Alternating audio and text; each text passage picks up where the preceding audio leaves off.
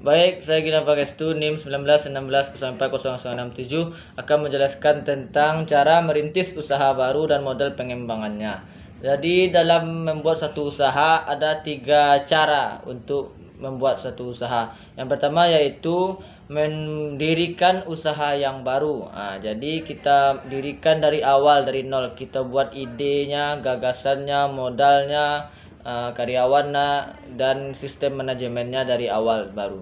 Itu untuk yang pertama, kita buat dari baru, dari awal semuanya. Lalu yang kedua, membeli perusahaan orang lain, yaitu kita membeli perusahaan orang lain dengan nama atau goodwill yang telah ada sebelumnya. Maksudnya di sini kita meneruskan perusahaan orang lain. Misalnya mereka ada kendala modal atau ingin pensiun dari perusahaan tersebut, kita beli perusahaan tersebut lalu kita lanjutkan operasionalnya. Itu cara yang kedua. Lalu cara yang ketiga yaitu franchise atau bekerja sama dengan orang lain.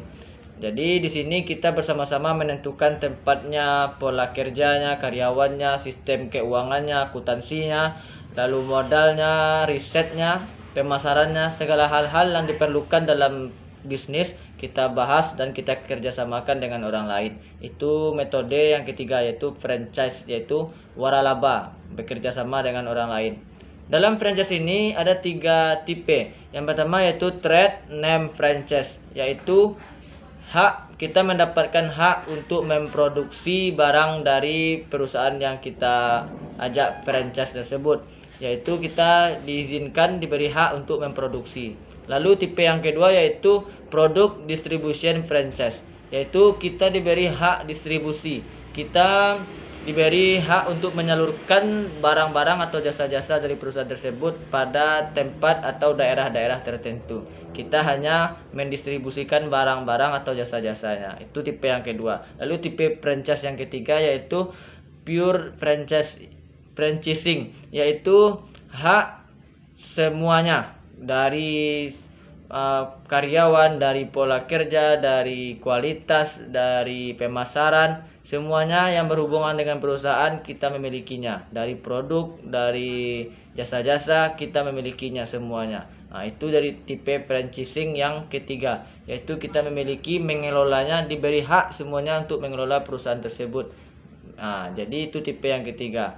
Lalu setelah kita pahami tipe-tipe franchise dan cara untuk memulai usaha itu, yang harus kita perhatikan juga yaitu faktor eksternal dan internal, atau masalah eksternal dan internal. Maksudnya di sini adalah masalah eksternalnya adalah kompetitor atau pesaing. Pesaing kita bagaimana?